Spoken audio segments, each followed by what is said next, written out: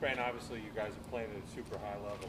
How they've been able to kind of keep the energy up, keep the focus up as this season continues?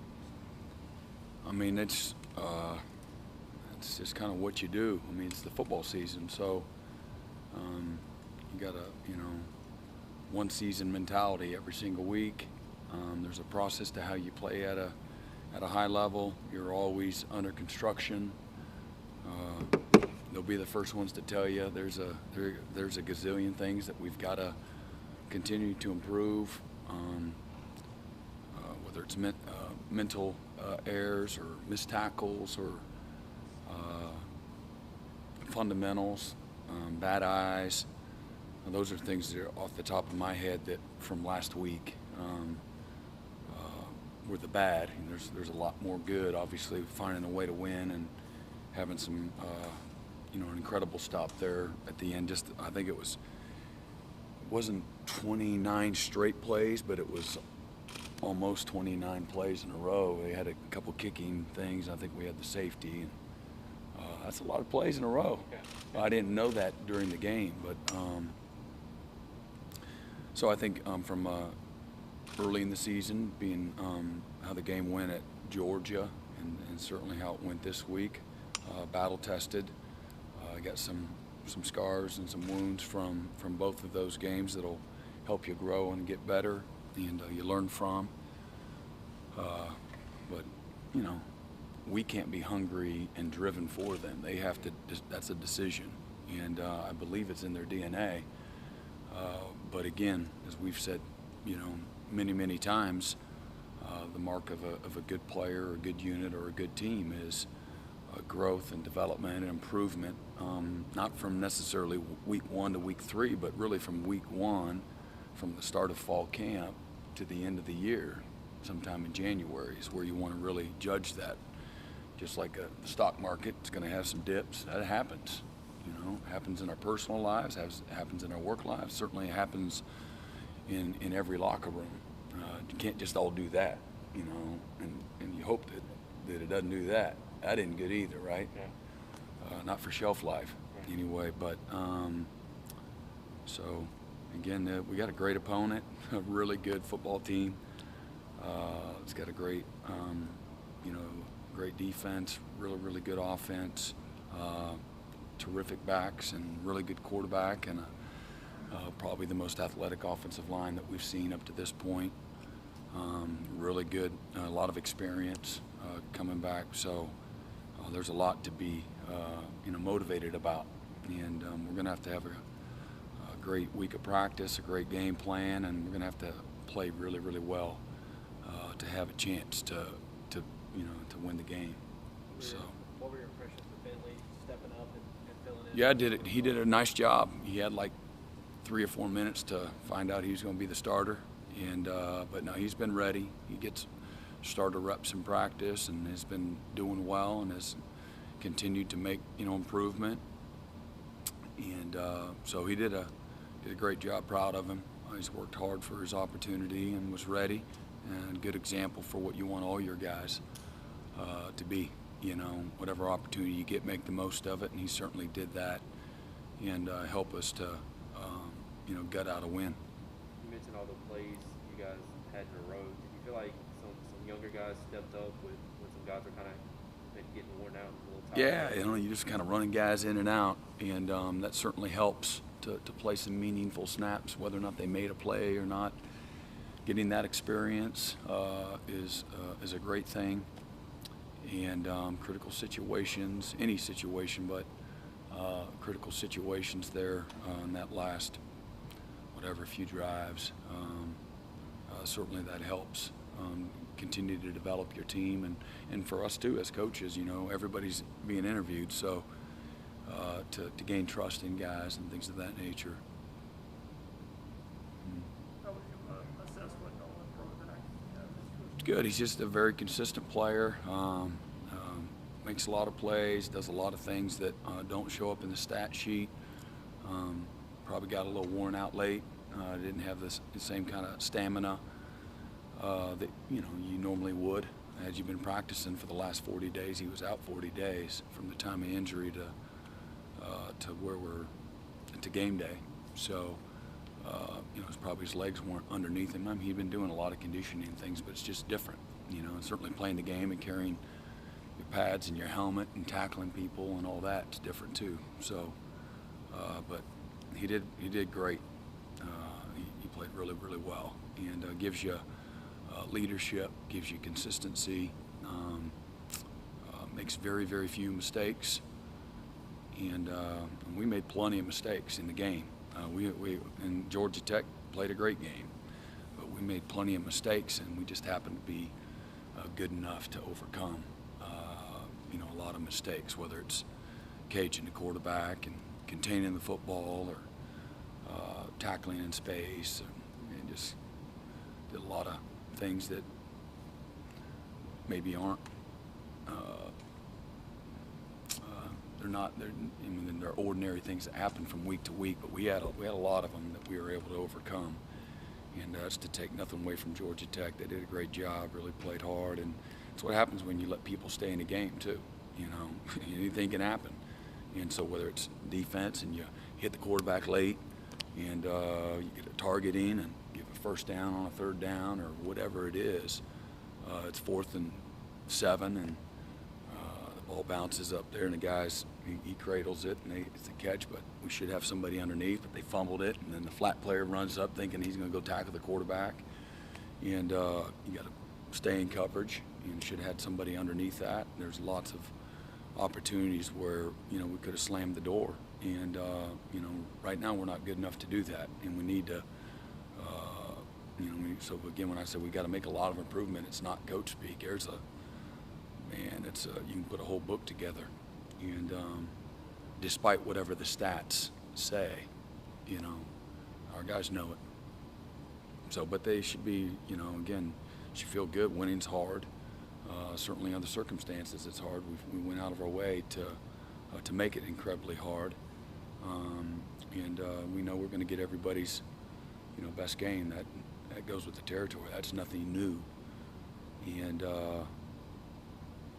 but that being said, you gotta, it's always the little things, that always makes a difference. But you can't do that against better football teams. We're going to see a lot better football teams, and NC State is as good as anybody in our league and playing that way right now. So, With them, what have you seen from NC State? Just watching films of their offense. So yeah, veteran quarterback, dual threat guy, throws the ball on time. He's a really good leader. He's got that it factor. Can make all the throws. Very accurate, and they run a excellent running game. Really good backs. They got a good changeup, and again, probably the most athletic line that we'll see during the regular season, and certainly even more athletic than what we saw week 1. Athletic-wise, they can really run and bend and target and locate on the first and second level, and excellent receivers.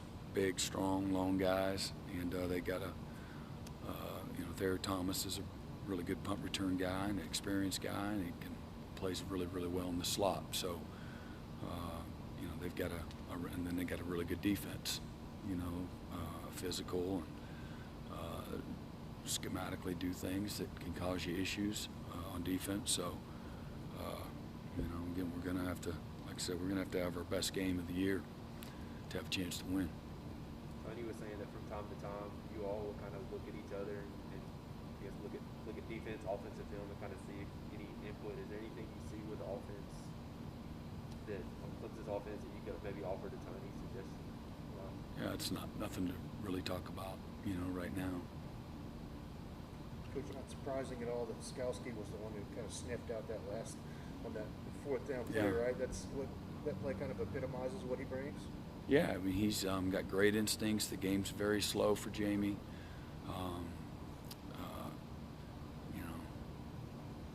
95% of the time, he's doing everything right. Right reads, right eyes, right footwork. And we went through a lot of scenarios and plays and formations and motions and things that they have put on tape the last couple of years. That wasn't one of the plays. Believe it or not, they hadn't run that, but we see it, we do see it a lot in practice. And so just played a very disciplined play. And but it's one thing to diagnose it, then you got to finish it and fit it and tackle it and get the guy down with whatever. But to spot the ball or have a 1st and goal at the 3 and go 4 straight plays, man, that was cool to witness. But not a better guy. Doesn't surprise you. He would tell me earlier in the game, I haven't made any plays. I'm like, don't worry, they're coming. And he made 2 great ones, the jet sweep, him and Nolan on the maybe 2 plays prior, and then that one, and two of the biggest plays in the game. I'm sorry. He said he had a flashback to Pitt years ago. He's got quite a library up here to go through real quick, right? Yeah, we remind each other of both the good and the bad, but we talk about the bad a lot, believe it or not. So because you try to learn from it, right? You learn from your failures along the way, and then try to share in those experiences with others too. So. What was your assessment of your personnel after Trent went out with the targeting call? Yeah, the guys did well. Malcolm came in and did some good things. Tyler came in and did some good things. Got Barrett Carter out there some at both Sam and Mike.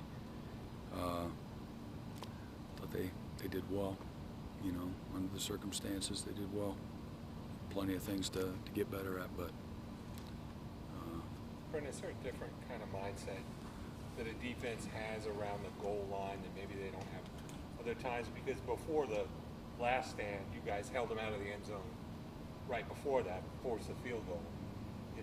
Is there some kind of mentality that some groups have that others don't when it comes down? You hope so. That was an area that we talked about we got to get better in what we were a year ago. I think the year before that we were really, really good. 2 years before, 18 and 19 really good. Last year not quite as good.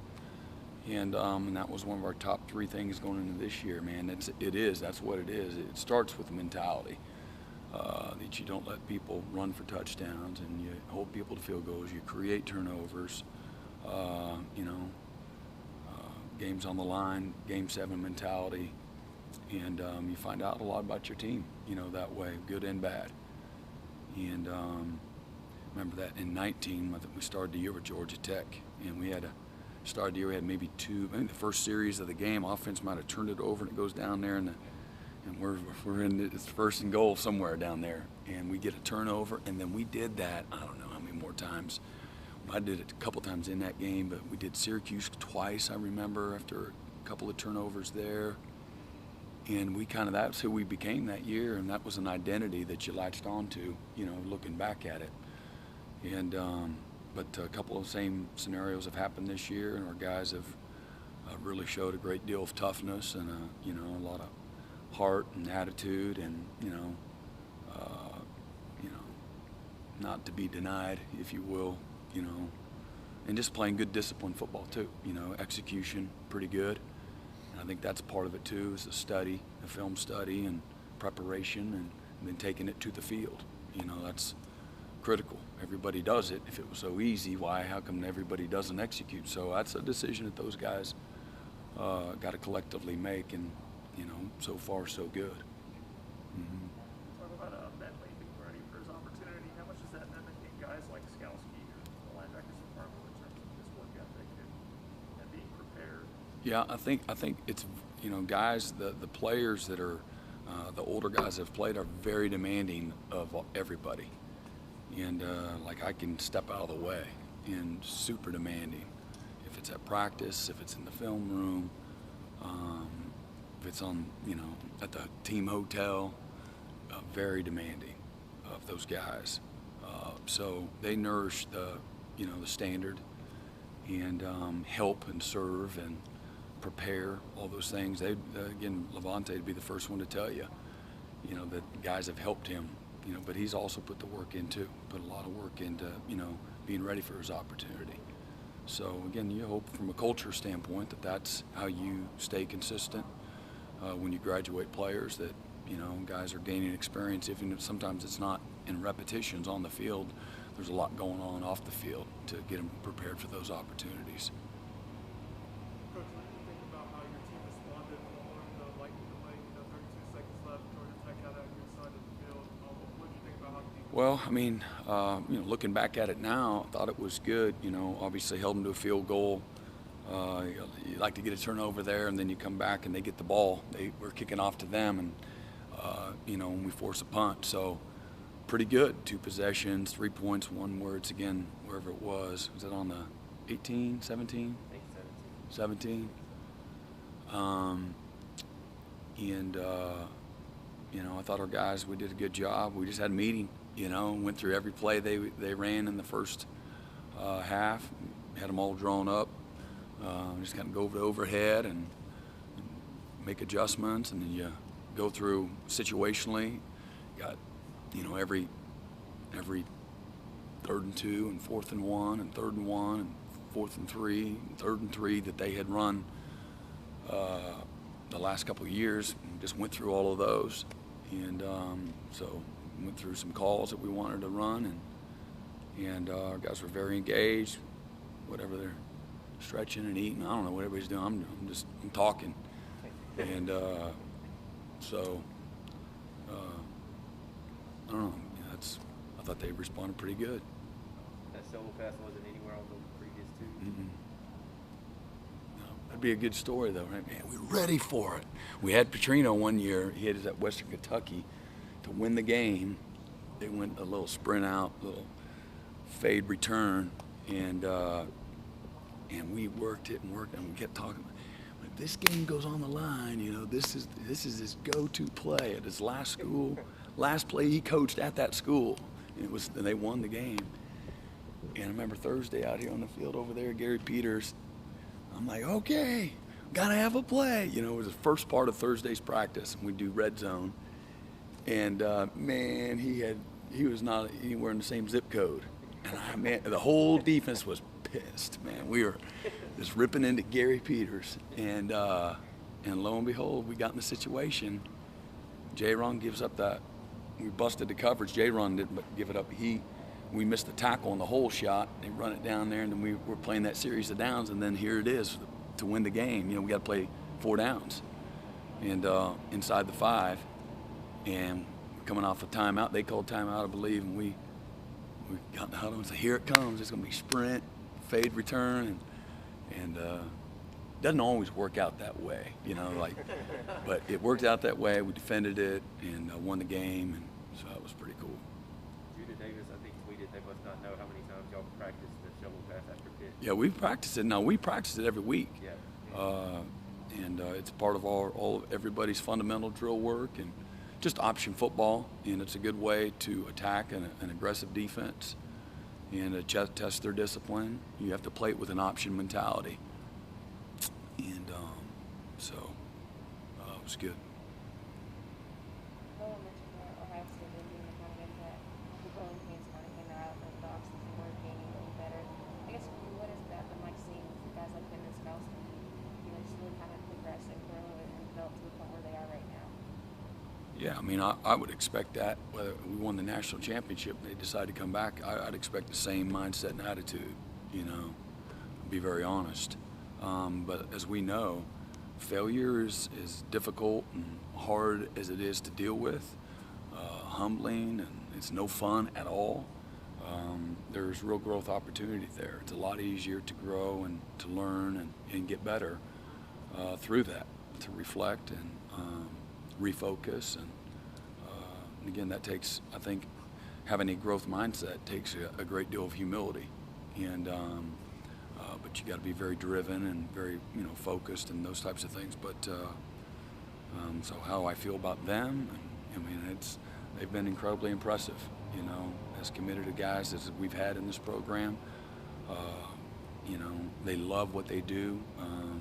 Again, the game's slow for them. They're every day they're planting seeds and fertilizing the soil. And I think they're very intentional about that. They're very intentional about that. And they know that. They know soon, every day, that goes by as a day, you know, closer to when they leave. And so, you know, people of Clemson, fans of Clemson, should be so thankful for two people like that. And we've got more guys that are like that, but you brought them up, and it's very personal to them, and very, very prideful and very connected to Clemson. And I'm sure there's some self-serving going on there too, but it's a lot more about the team and their teammates than it is anything. Anything from anybody on Zoom? Coach Trevor Rose from CUTarget.com. What did you see on the targeting call by Simpson? Does he just need to keep his head up there? Yeah, I think that you when you have those discretionary calls like that, I just think you got to take it out of their hands and again just go to the side.